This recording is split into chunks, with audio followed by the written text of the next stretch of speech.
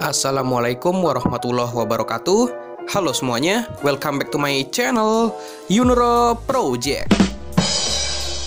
Ada kabar duka untuk pabrikan Jepang yang berlogo sayap pengepak nih teman-teman. Tapi di sisi lain ini adalah kabar gembira ya untuk pabrikan yang berlogo Garputala. Maksudnya apa nih Min?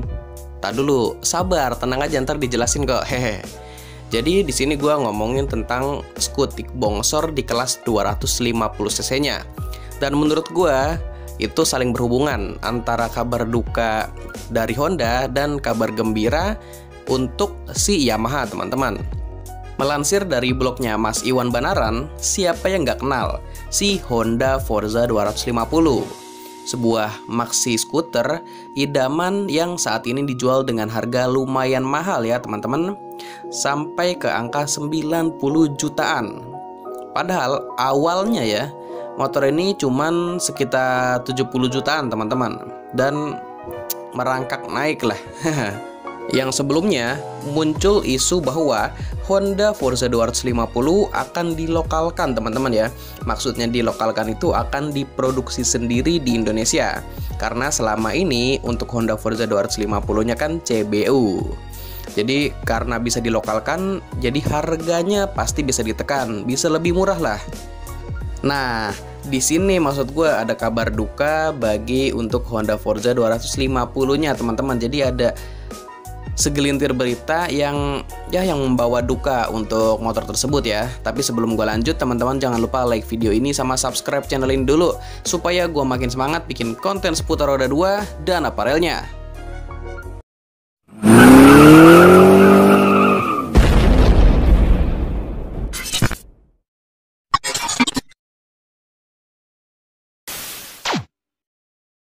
Siapa yang pernah nih lihat langsung fisiknya dari Honda Forza 250? Pasti bakal sulit untuk nggak mengatakan kalau ini nggak keren gitu ya teman-teman. Jadi desainnya itu detailnya sampai fitur yang dicangkokkan memang sangat berkelas. Gak heran kalau Honda cukup pede memasukkan harga di kisaran 70 juta pada awal perilisan di tahun 2018 lalu. Dan sekarang sudah merangkak ke angka 83-8 jutaan ya teman-teman. Sebelumnya maksud gue. Dan per tahun ini harganya makin naik lagi sampai 90 jutaan. Walaupun sebenarnya seandainya produk ini tidak didatangkan secara CBU, pasti bakalan lebih berpotensial untuk mengkerek penjualan teman-teman. Jadi harganya menurut gue bisa bersaing sama Yamaha X-Max ya. Walaupun secara lokal diproduksinya paling harganya naik sedikit ya. Ya masih bisa di angka 70 jutaan lah walaupun lokal, tapi itu nggak beda jauh banget gitu teman-teman sama X-Max yang dijual 60 jutaan. Fitur yang disandang dari Honda Forza 250 juga lumayan komplit. Pada panel display speedometernya teman-teman akan menemukan sensor suhu luar, jam digital, baterai indikator, penggunaan konsumsi bahan bakar kilometer per liter ataupun liter per kilometer.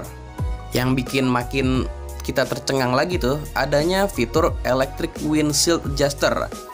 Jadi untuk naik atau turunin visornya itu bisa dikontrol ya teman-teman melalui saklar sebelah kiri. Jadi tuh elektrik lah, jadi nggak usah kayak bongkar-bongkar baut atau dipindahin ke atas bawah manual. Jadi tinggal geser aja seret, ternaik, tadi geser balik, terturun. Wah itu mantep banget sih, udah kayak fitur Moge. Tapi dengan harga yang 90 jutaan itu jelas bikin si Honda Forza 250 itu masih jauh kalau dibandingkan dengan kompetitor si Yamaha X-Max 250 secara penjualan ya teman-teman. Dan X-Max pun aja dijual 60 jutaan tuh, beda 30 jutaan kan. Nah itulah kenapa sempat tersiar isu bahwa AHM akan melokalkan Forza 250, dan lumayan kuat waktu itu beritanya teman-teman. Dan akhirnya dari beberapa sumber, hasil akhirnya tuh investasi yang dikeluarkan tidak sepadan katanya dengan penjualan di segmen ini. Honda Forza 250 bukanlah volume maker.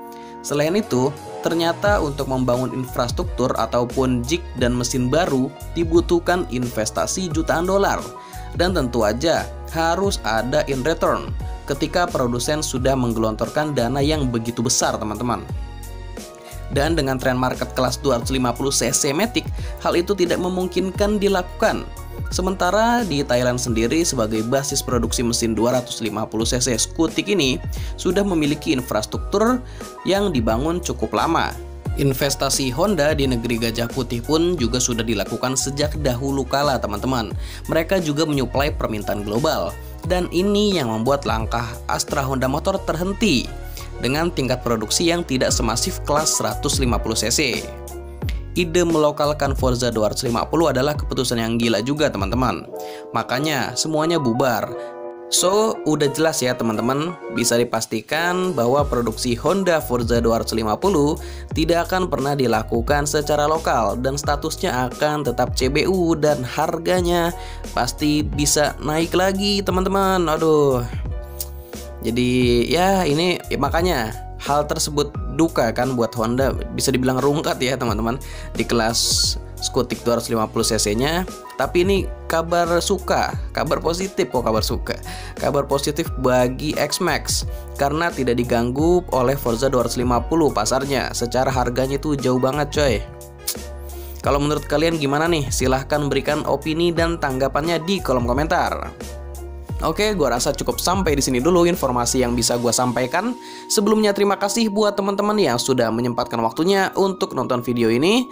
Jika video ini bermanfaat, jangan lupa di like dan share. Terus kalau teman-teman punya masukan atau saran buat konten atau buat channel ini, bisa bantu di komen aja.